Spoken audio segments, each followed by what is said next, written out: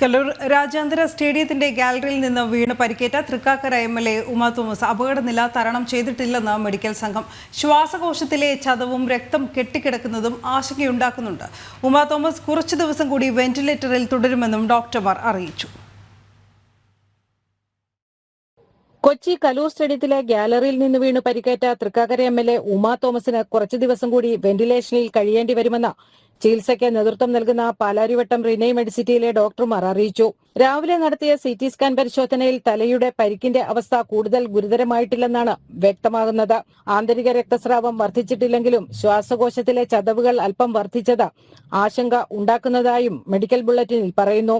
അതുകൊണ്ട് തന്നെ അപകടനില തരണം ചെയ്തതായി പറയാനാവില്ല. ശ്വാസകോശത്തിലെ ചതവ് മാറാൻ ആന്റിബയോട്ടിക്കുകൾ ഉൾപ്പെടെയുള്ള ചികിത്സകൾക്കാണ് ഇപ്പോൾ പ്രാധാന്യം നൽകുന്നത്.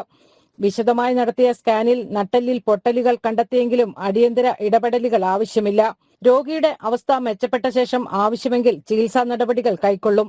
വയറിന്റെ സ്കാനിലും കൂടുതൽ പ്രശ്നങ്ങൾ ഒന്നും കണ്ടെത്താനായിട്ടില്ലെന്ന റിനൈ മെഡിസിറ്റി മെഡിക്കൽ ഡയറക്ടറും ഇന്റേണൽ മെഡിസിൻ സ്പെഷ്യലിസ്റ്റുമായ doctor Krishnanunni, neuro surgeon doctor Mishal Johny, critical care specialist doctor Gautham Chandran എന്നിവരടങ്ങുന്ന മെഡിക്കൽ സംഘം പറഞ്ഞു. ഇന്നലത്തെ വെച്ചിട്ട് CT നമ്മൾ എടുത്തതിനകത്ത് ബ്രെയിനിനകത്ത് ആ സ്റ്റാറ്റസ് കോ തന്നെയാണ്.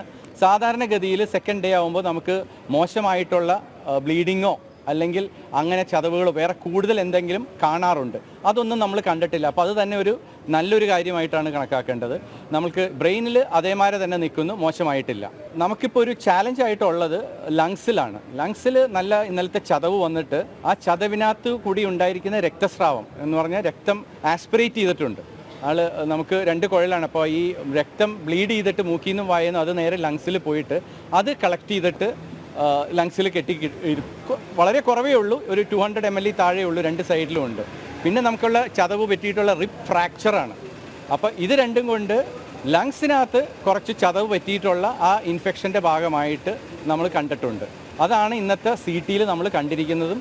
ആ ഒരു ഇതുള്ളത് കൊണ്ട് ഇത് നമുക്ക് വെന്റിലേഷനിൽ തന്നെയാണ്, കുറച്ച് അധികം ദിവസം വെന്റിലേഷൻ വേണ്ടിവരും എന്നുള്ളതാണ് നമുക്കിപ്പോൾ മനസ്സിലാക്കുന്നത്. അപകടമുണ്ടായി ആശുപത്രിയിൽ പ്രവേശിപ്പിച്ച ശേഷം മെഡിക്കൽ ബോർഡ് രൂപീകരിക്കുകയും കോട്ടയം മെഡിക്കൽ കോളേജിൽ നിന്ന് ഡോക്ടർ ജയകുമാറിന്റെ നേതൃത്വത്തിലുള്ള വിദഗ്ധ സംഘമെത്തി പരിശോധന നടത്തുകയും ചെയ്തിരുന്നു. ഇവരുടെ കൂടി നിർദ്ദേശങ്ങൾ അനുസരിച്ചാണ് ചികിത്സാ രീതികൾ തുടരുന്നത്.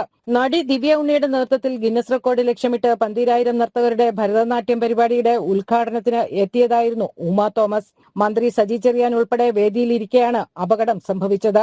15 അടി ഉയരത്തിൽ നിന്നാണ് ഉമാ തോമസ് താഴെ വീണത്. ജനം, കൊച്ചി.